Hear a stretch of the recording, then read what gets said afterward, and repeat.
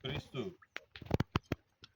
రాజ్య సువార్త నిమిత్తమై అలనాడు బాప్తిస్మం ఇచ్చేటువంటి యోహాను యోర్దాను నదిలో తీసుకెళ్లి ప్రజలకు బాప్తిస్మం ఇస్తూ ఉన్నాడు.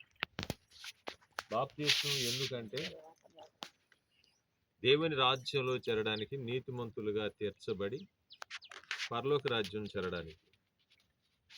దానికే మాట్లాడుతూ యేసుప్రభువారు యోహాను చెప్తాడు, నమ్మి బాప్తిస్మం పొందినవాడు రక్షింపబడతాడు అంటూ పరలోక రాజ్యం సమీపించిందని అతను బోధించడం జరిగింది.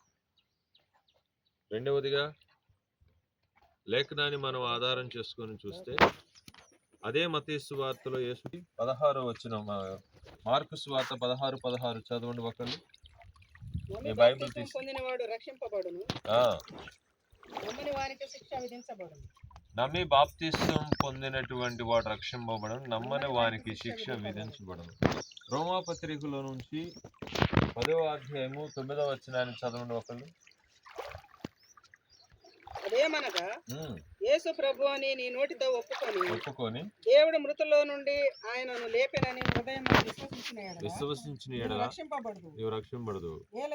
ఏలయనగా నీతి కలుగునట్లు మనుషుడు హృదయంలో విశ్వసించును, రక్షణ కలుగునట్లు నోటితో ఒప్పుకొని. ఏమనగా ఆయన విశ్వాసం ఉంచి వాడు ఎవడును సిగ్గుపడాలని లేఖనము చెప్పుకున్నాడు. యోహాను సువార్త 3వ అధ్యాయంలో నుంచి మనం చూస్తే నికోదేముతో కూడా చెప్పింది అదే. అందుకు యేసు అతనితో, ఒకడు కొత్తగా జన్మించితేనే కాని అతడు దేవుని రాజ్యమును చూడలేడని నీతో నిశ్చయముగా చెప్పుతున్నానని. అందుకు నికోదేము, ముసలివాడైన మనుషుడు ఎలాగూ జన్మించగలడు, రెండవ మారి తల్లి గర్భమందు ప్రవేశించి జన్మించగలడా అని ఆయన అడుగగా యేసు ఇట్లా, నేను ఒకడు నీటి మూలముగాను ఆత్మ మూలముగాను జన్మించితేనే కాని దేవుని రాజ్యములో ప్రవేశింపలేడని నీతో నిశ్చయముగా చెప్పుచున్నాను. ఇప్పుడు అమ్మాయి దేవుని రాజ్యములకు శ్రేయ వెళ్ళాలి అంటే నీటి మూలముగానన్నా ఆత్మ మూలముగానన్నా జన్మించాలి.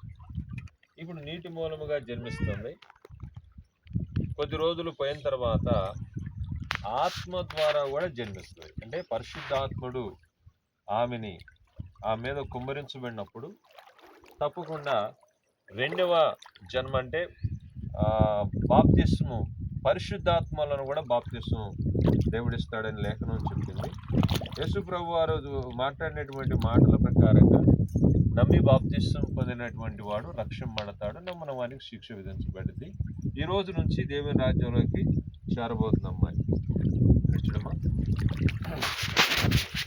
బాప్తిస్మం తీసుకున్నాం, పరలోకం చేరడానికి, పరలోక రాజ్యంలోకి చేరడానికి, అంతే కదా? ఓకే. బాప్తిస్మం ఎవరైనా బలవంతంగా మీ నాన్న కానీ మీ అమ్మ కానీ సంఘంలో ఎవరన్నా కానీ బలవంతంగా ఇప్పిస్తున్నారా? నీ ఇష్టపూర్తిగా తీసుకుంటాం. దేవునికి స్తోత్రం. యేసు ప్రభు నీకోసం ప్రాణం పెట్టి రక్తం కాచి 3వ రోజు తిరిగి లేచాడని నమ్ముతున్నావా? నమ్ముతున్నావు.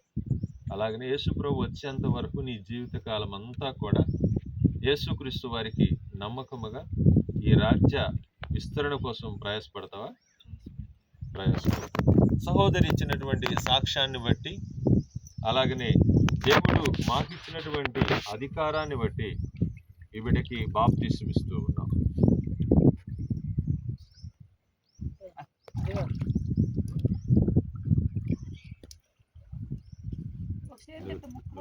కంగారు పడద్దు. దేవుడు మాకిచ్చిన అధికారాన్ని బట్టి తండ్రి యొక్కయు కుమారుని యొక్కయు పరిశుద్ధాత్మ యొక్కయు నామములో శ్రేయకి బాప్తిస్మం ఇస్తూ ఉన్నాం.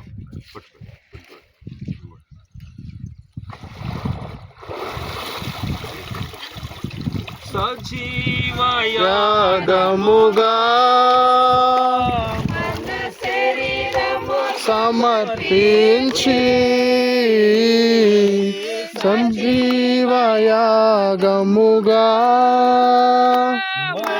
శరీరము సమర్పించి సంపూర్ణ సిద్ధి నొందా.